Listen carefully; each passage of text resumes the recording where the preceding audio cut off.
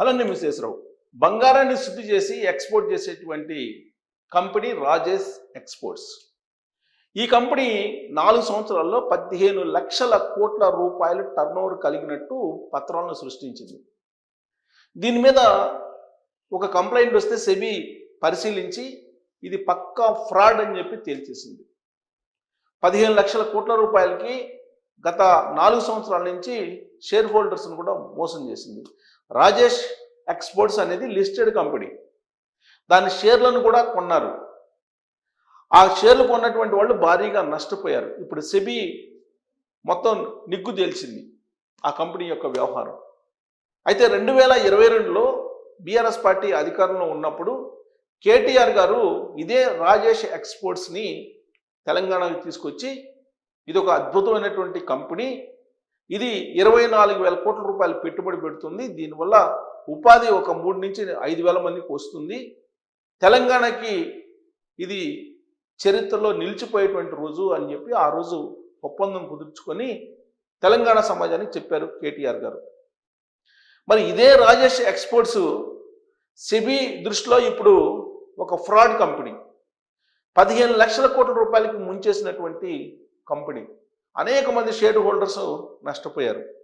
తెలంగాణలో ఎప్పుడైతే 24,000 కోట్ల రూపాయలతో ఎంఓయూ కుదుర్చుకున్నారో ఆ రోజున మంత్రి హోదాలో కేటీఆర్ గారు ఈ కంపెనీ గురించి గొప్పగా చెప్పారో ఆ మాటలను విన్నటువంటి వాళ్ళు అనేక మంది షేర్లు కట్టారు.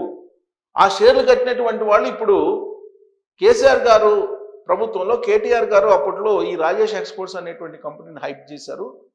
ఆ కారణంగానే షేర్లు కట్టామని చెప్పి చెప్తూ ఉన్నారు. ఇప్పుడు సెబీ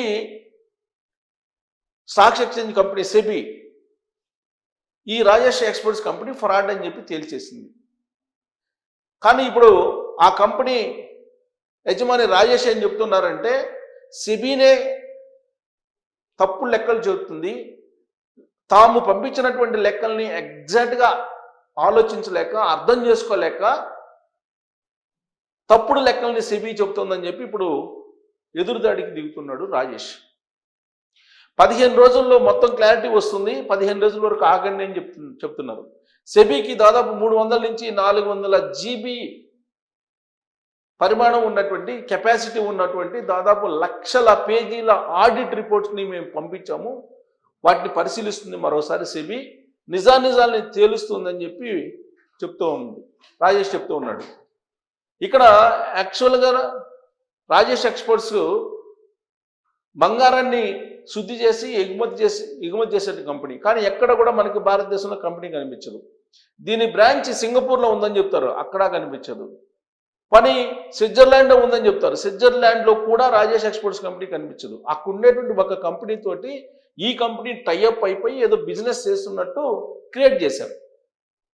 ఇక్కడ కంపెనీ టోటల్ లావాదేవీలని సెబీ లెక్కలో తీసుకెళ్లేదు, అందువల్ల ఈ కంపెనీ బోగస్ అని చెప్పి సెబీ చెప్తుందని చెప్పి రాజేష్ చెప్తున్నారు. దానికి ఉదాహరణ కూడా చెప్తున్నారు. ఏం చెప్తున్నారంటే ఉదాహరణకు ఒక 2 గ్రాముల బంగారాన్ని 30,000కి అమ్మితే దాంట్లో స్థూల ఆదాయం 1000 రూపాయలు ఉంటుంది, నికర ఆదాయం 500 రూపాయలు ఉంటుంది. ఇది లెక్క. సెబీ ఏం చేసింది, మొత్తం 2 గ్రాములు అమ్మినటువంటి 30,000ని తీసుకోకుండా స్థూల ఆదాయాన్ని 1000 రూపాయలని తీసుకున్న కారణంగానే లెక్క తప్పుగా వచ్చింది. అదే 30,000ని కనుక పరిగణలోకి తీసుకున్నట్టు సెబీ 15 లక్షల కోట్ల రూపాయలు రాజేష్ ఎక్స్పోర్ట్స్కి ఉన్నట్టు లెక్క వచ్చిండేది. ఇక్కడ తప్పుడడుగు వేసింది సెబీ అని చెప్పి రాజేష్ చెప్తూ ఉన్నాడు. మరి సెబీలో అనేక మంది ఆడిటర్స్ ఉంటారు, ఎక్స్పర్ట్స్ ఉంటారు, ఆర్బీఐ కూడా ఉంటుంది, లిస్టెడ్ కంపెనీ ఇది, అనేక మంది చెక్ చేస్తారు. మరి వీళ్ళందరికీ అర్థం కానటువంటి లెక్క ఒక రాజేష్ చాలా సింపుల్గా చెప్పేశాడు. నికర లాభానికి, స్థూల ఆదాయానికి, రాబడికి సెబీకి లెక్క తెలియట్లేదని చెప్తున్నాడు ఇప్పుడు రాజేష్. అంటే రాబడికి, స్థూల ఆదాయానికి, నికర లాభానికి తేడాలు ఉన్నాయి. ఈ వ్యత్యాసాన్ని సెబీ గమనించలేకపోయింది. అందుకే ఇప్పుడు స్టాక్ మార్కెట్లో రాజేష్ ఎక్స్పోర్ట్స్ని తప్పుగా చిత్రీకరిస్తున్నారు అని చెప్పి రాజేష్ మెహతా చెప్తున్నారు.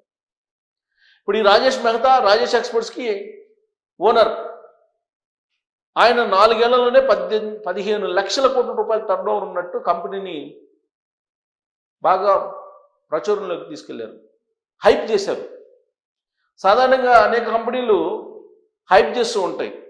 లాభాలు లేకపోయినప్పటికీ లాభాలు ఉన్నట్టు చూపించి సిబిల్ రేటింగ్ని పెంచుకొని బ్యాంకులు ముంచేసేటువంటి కంపెనీలు అనేకం ఉన్నాయి. ఇప్పుడు కొన్ని లక్షల పేజీల రిపోర్ట్ని పంపించాను సెబీకి. 15 రోజులు పడుతుంది దాన్ని మొత్తాన్ని స్టడీ చేయడానికి. అప్పటి వరకు రాజేష్ ఎక్స్పోర్ట్స్ని మీరు నమ్మండి అని చెప్పి రాజేష్ మెహతా చెప్తూ ఉన్నాడు. ఈ బంగారాన్ని చూపించి అసలు బంగారం శుద్ధి చేసే కర్మాగారమే లేకుండా ఆన్ పేపర్ మాత్రమే మొత్తం టర్నోవర్ చూపించి ఇప్పుడు సెబీకి అర్థం కావట్లేదు లెక్కలని చెప్తున్నారు. ఇలాంటి కంపెనీని తెలంగాణకి తీసుకొచ్చి తెలంగాణ ప్రభుత్వం అప్పట్లో ఎంఓయూ చేసుకుంది. 24,000 కోట్ల రూపాయలు పెట్టుబడి పెడతానని చెప్పి రాజేష్ మెహతా చెప్తే ఆ రోజు ఉన్నటువంటి ప్రభుత్వం నమ్మింది. విచిత్రమైనటువంటి పరిణామం ఏంటంటే గతంలో ఉమ్మడి ఆంధ్రప్రదేశ్లో రాజశేఖర రెడ్డి గారు సీఎంగా ఉన్నప్పుడు వోక్స్ వ్యాగన్ అనేటువంటి ఒక కంపెనీతో కూడా అప్పుడు ఉన్నటువంటి ప్రభుత్వం ఒప్పందం చేసుకుంది. తీరా చూస్తే ఆ వోక్స్ వ్యాగన్ కంపెనీలో ఉండేటువంటి బోగస్ వ్యవహారం మొత్తం బయటపడింది. వోక్స్ వ్యాగన్ పేరుతోటి వచ్చినటువంటి కంపెనీ అంటే ఒక రాష్ట్ర ప్రభుత్వం ఒక కంపెనీతోటి ఎంఓయూ చేసుకున్నప్పుడు ఆ కంపెనీ యొక్క బ్యాక్గ్రౌండ్ ఏంటి, ఆ కంపెనీ టర్నోవర్ ఎంత, ఆ కంపెనీకి ఉండేటువంటి గుడ్ విల్ ఏంటి, ఇవన్నీ పరిశీలించాలి. ఎందుకంటే వ్యవస్థ ఉంటుంది, ప్రభుత్వం దగ్గర వ్యవస్థ ఉంటుంది, జర్నలిస్టుల దగ్గర వ్యవస్థలు ఉండవు, మీడియా దగ్గర వ్యవస్థ ఉండదు. కానీ ప్రభుత్వం దగ్గర వ్యవస్థలు ఉంటాయి, అధికారిక వ్యవస్థ ఉంటుంది, సివిల్ సర్వెంట్లు ఉంటారు, అనేక విభాగాలు ఉంటాయి, మ్యాన్ పవర్ ఎక్కువగా ఉంటుంది, దానికి తగిన విధంగా వనరులు ఉంటాయి. ఇవన్నీ పెట్టుకొని కూడా ప్రభుత్వాలు గుడ్డిగా కంపెనీలతోటి ఎంఓఏలు ఎలా కుదుర్చుకుంటాయి అనేది ఒక ప్రశ్న. అసలు సెబీ అనేది ఒక పెద్ద స్టాక్ మార్కెట్, భారత స్టాక్ మార్కెట్కి సెబీ అనేది ఒక కొలమానం, ఒక బెంచ్ మార్క్. అలాంటి సెబీని ఎలా బోల్త కొట్టించాడు ఇప్పుడు రాజేష్ మెహతా అనేది ఒక పెద్ద చర్చ నడుస్తుంది. భారత స్టాక్ మార్కెట్ వ్యవస్థలో అత్యంత పెద్ద కుంభకోణం ఏదంటే రాజేష్ మెహతా చేసింది. మరి ఈ రాజేష్ మెహతా ఎలా చేయగలిగాడు?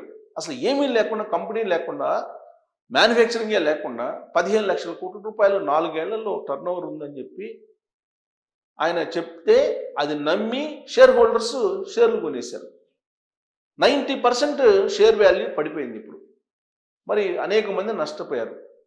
ఈ నష్టపోయినటువంటి వాళ్ళు ఇప్పుడు హర్షద్ మెహతా ఒకప్పుడు స్టాక్ మార్కెట్లో చేసినటువంటి మోసం కంటే ఇప్పుడు రాజేష్ మెహతా ఎక్కువ మోసం చేశారు అని చెప్పి వాళ్ళు భావిస్తూ ఉంటే, కాదు నేను మోసం చేయలేదు, సెబీనే స్థూల ఆదాయాన్ని పరిగణలోకి తీసుకుంది, ఆ కారణం చేత 15 లక్షల కోట్ల రూపాయలు టర్నోవర్ లేదు అని ఈ కంపెనీకి అని తప్పుడు లెక్కలు వేసింది.